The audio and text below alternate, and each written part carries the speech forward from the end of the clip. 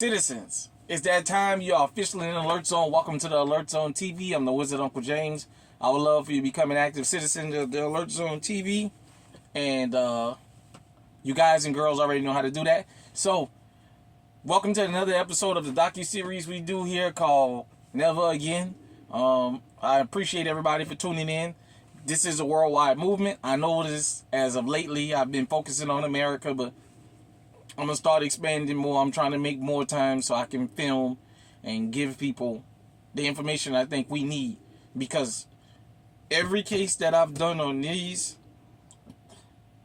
series resonates around the world. Because the things that happen here in America are not only confined to America. There's this type of stuff going on all over the world. That's why it's a worldwide movement. So, let's just get right to it. Today we are going to talk about the unfortunate case of George Stinney. I really want everybody to pay attention to what I'm going to say in the opinion piece or the dialogue piece that I give, because it's going to be very important. I don't want people to think when I get up here I'm going off the rails. I'm going somewhere with these things if you just follow. So, this is per Wikipedia. Like I said, I just send you to different places and send you in the stories to get the information. So, George Junius Stinney Jr., born October 21st, 1929, passed away June 16, 1944, was a African-American boy who at the age of 14 was convicted and then executed in a proceeding later vacated as an unfair trial for the murders of two young white girls in March 1944. Betty June Binnicker, age 11, and Mary Emma Thames, age 8, in his hometown of Alcolu, South Carolina. He was convicted, sentenced to death, and executed by electric chair in June 1944, thus becoming the youngest American with an exact birth date confirmed to be sentenced to death and executed in the 20th century.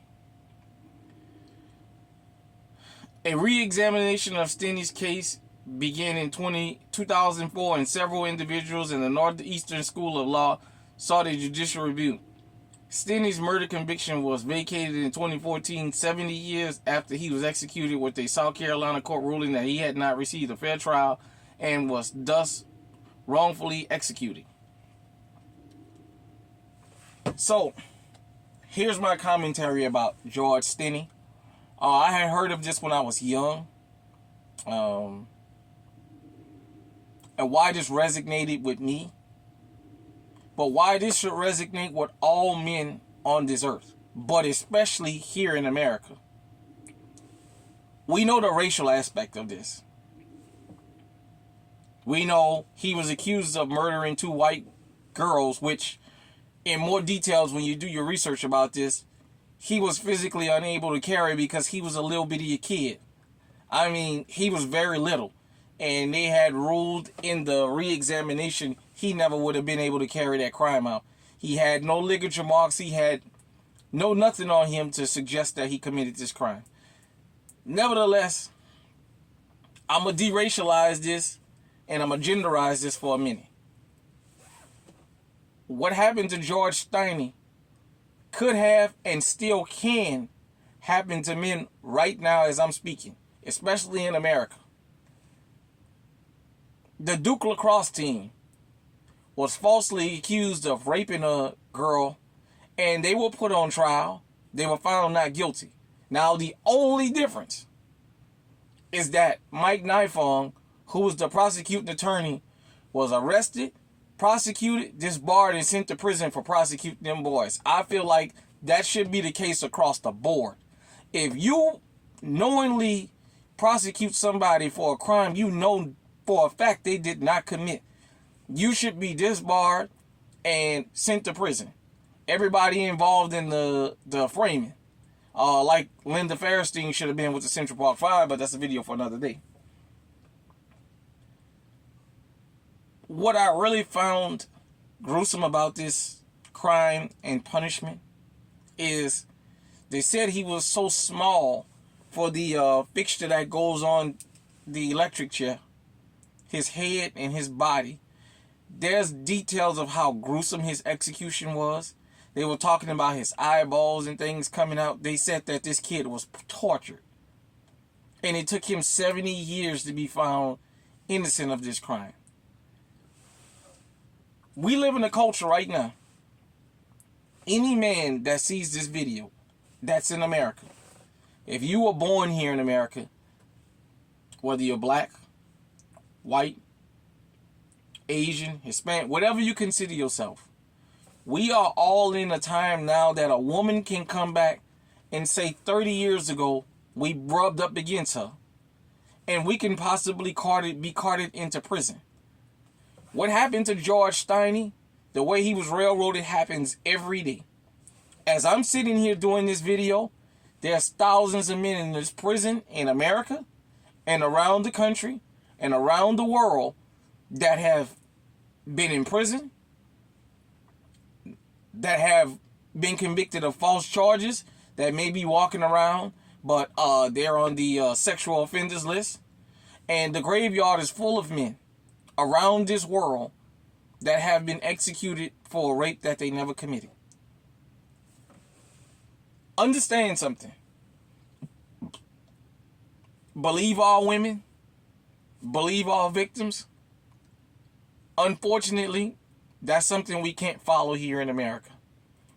We have hundreds of years of bad consequences for believe all women, believe all victims. We, as men, don't ever want this to happen to our daughters. We, dads that have daughters, don't ever want this to happen to our daughters, that something like this happens. But we also, those of us who love our daughters and think about everybody else, understands you must teach your daughters, don't make false allegations against guys.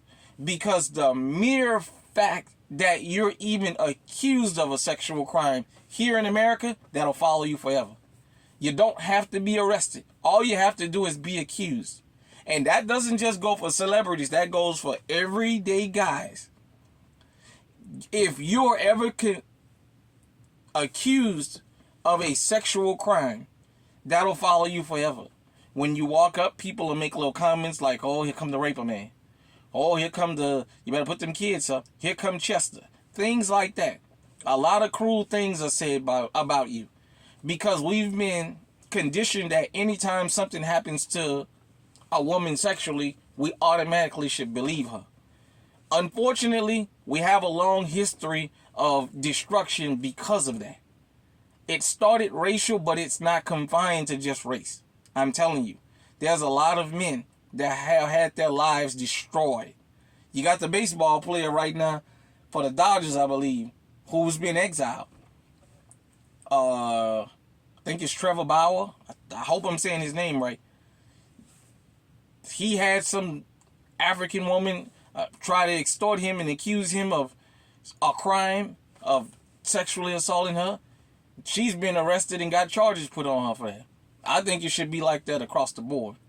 But to get back to the original story of George Stinney, this kid had his life snatched from him because he was accused. He was accused of a gruesome crime that was racial in nature, and he had a kangaroo court that marched him right on down and went ahead and electrocuted him. Now, before any of you guys jump on the South, Malcolm said, as long as you South of Canada, you South. This happens all over the country. You have Brian Banks, who got his life destroyed out there in California. This happens all over the country.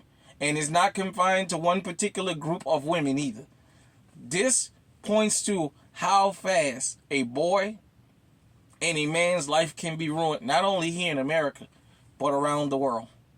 Because the natural reaction after a man is accused of a sexual crime is we already convict him in a court of public opinion. We don't a lot of times give the guy a chance to even fight to prove his innocence. We're so quick to want to chastise this guy or guys And then down the line, we find out the woman made this up. So for those of you who didn't know, the youngest person ever to be executed legally by birth date in an actual execution chamber was George Stinney at 14 years old.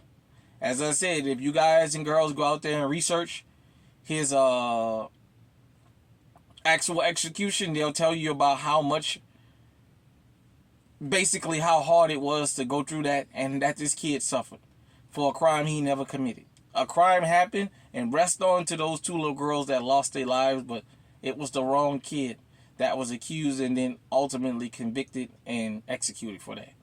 So, I just want to say this before I get out of here. For men, for women around this world, be careful about believing our women, because George Stinney can easily become your son. He could be your husband. He could be your dad. He can be your grandson. He can be your uncle. He can be your nephew, your close cousin, co-worker, good friend, and whatever else. This can happen to any one of us at any given time. As I'm sitting here right now, this can happen to me. I can get railroaded into prison right now as we speak. That's why there's so many exonerations around this country for sexual crimes. A lot of guys have had their lives ruined for a crime they never committed. This has been Never Again, the docuseries we do here in the Alert Zone TV. Hit me in the comment section and let me know what you think about this. Until next time, stay safe, stay armed, stay on high alert.